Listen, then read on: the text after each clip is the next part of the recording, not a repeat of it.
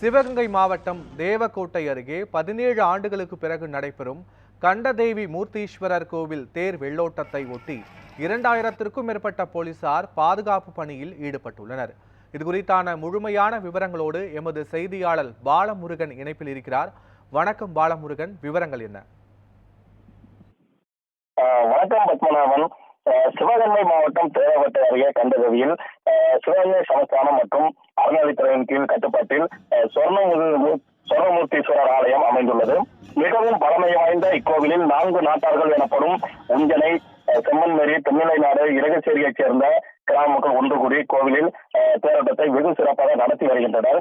இந்நிலையில் 2006ஆம் ஆண்டு பழமையின் காரணமாக தேர் பழுதாகி தேரோட்டம் நிறுத்தப்பட்டது.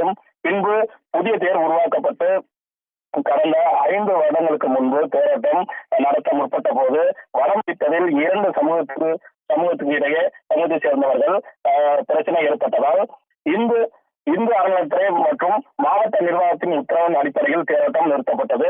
இதனையடுத்து மகாதேவன் என்பவர் கடந்த 2019ஆம் ஆண்டு தேரோட்டத்தை நடத்த கோரி சென்னை உயர்நீதிமன்ற மதுரை கிளையில் வழக்கு தொடுத்தார். இந்த வழக்கு விசாரணைக்கு வந்த போது நீதிபதி தேரோட்டத்தை நடத்துவதில் என்ன பிரச்சனை, துணை ராணுவத்தை கொண்டு நானே தேரோட்டத்தை ஓட்ட செய்யவா எனக்கு கேள்வி எழுப்பினார். பின்னர் தேரோட்டம் நடத்துவது குறித்து இறுதி அறிக்கை தாக்கல் செய்யப்பட்டு உத்தரவிடப்பட்டது. நீதிபதி புகழேந்திய வழக்கை நவம்பர் 17ஆம் தேதிக்கு ஒத்திவைத்தார். 17ஆம் தேதி மீண்டும் வழக்கு விசாரணைக்கு வந்த போது மாவட்ட நிர்வாகத்தின் சார்பில் கண்டதேவி தேரோட்டத்தின் வெள்ளோட்டம் ஜனவரி 21ஆம் தேதி நடத்தப்படும் என பதிலளிக்கப்பட்டது. ஆனால் பல்வேறு காரணங்களுக்காக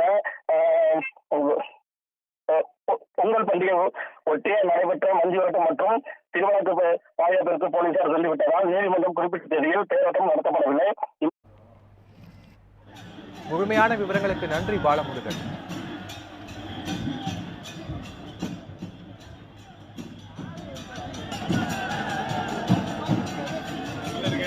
இருக்கு